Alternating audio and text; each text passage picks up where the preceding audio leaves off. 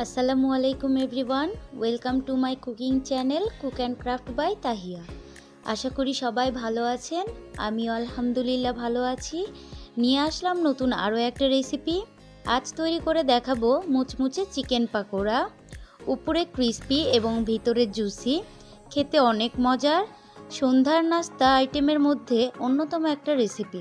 তো চলুন দেখে নেওয়া যাক কিভাবে তৈরি করতে হয়। প্রথমে একটা বাটিতে হাফ কেজি মুরগির মাংস নিয়েছি। এরপর 1 চামচ আদা রসুন বাটা, 1 চামচ জিরা বাটা, 1 চামচ ভাজা জিরা গুঁড়া, 1 চামচ ধনে গুঁড়া, 1 চামচ গরম মশলা গুঁড়া, এরপর শুকনো মরিচ গুঁড়া দিয়ে দিব, হলুদ গুঁড়া পরিমাণ মতো, এরপর গোটা ধনে হাত দিয়ে ভেঙে দিয়ে দিব, এরপর লেবুর রস, টমেটো সস, 3 চামচ কর্নফ্লাওয়ার, 2 চা চামচ বেসন দিয়ে দিব, পরিমাণ মতো লবণ দিয়ে ভালোভাবে মিশিয়ে নিব। ভালোভাবে মেশাতে হবে যেন প্রতিটা মাংসের গায়ে ভালোভাবে মশলাগুলো লেগে থাকে। মাখানোর সময় অবশ্যই খেয়াল রাখবেন প্রতিটা মাংসই যেন ঠিকভাবে মাখানো হয়। এরপর আমি রেস্টে রেখে দিব 30 মিনিটের জন্য।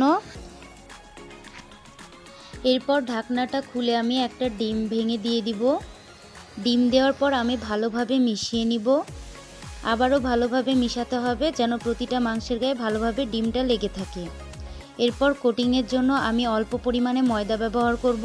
আপনারা চাইলে ব্যবহার নাও করতে পারেন, তবে আমি কোটিংটা ভালো এবং ক্রিস্পি ভাব আনার জন্য ময়দাটা ব্যবহার করেছি। আবারও ভালোভাবে মিশিয়ে নিয়েছি।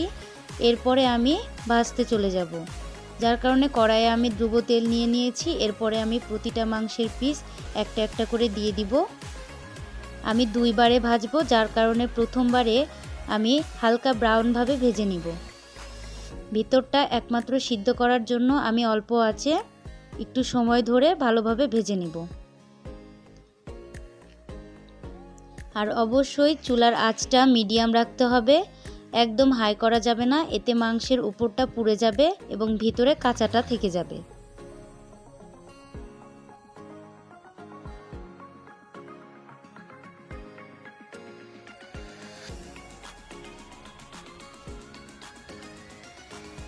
এই যে দেখুন, আমার একটা ব্রাউন ব্রাউন কালার চলে আসছে। এখন আমি এটাকে তুলে রেখে দিব।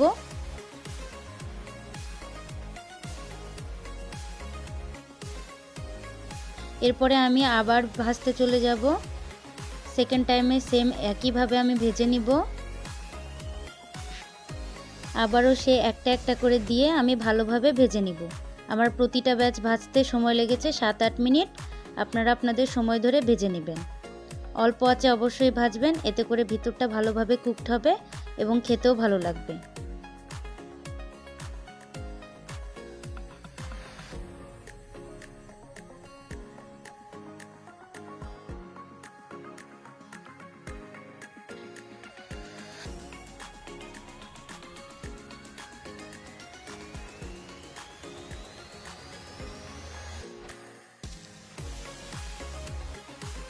সময় নিয়ে ভাজার পর এটাও যখন ব্রাউন কালার চলে আসবে তখন আমি তুলে নিব।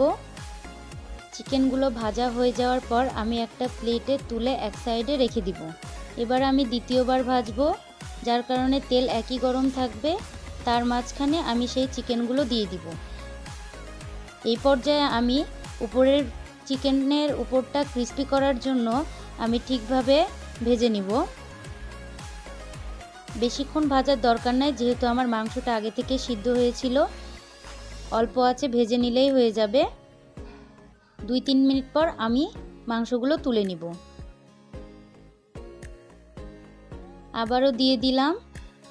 ঠিক একইভাবে আমি এইগুলো ভেজে নিব।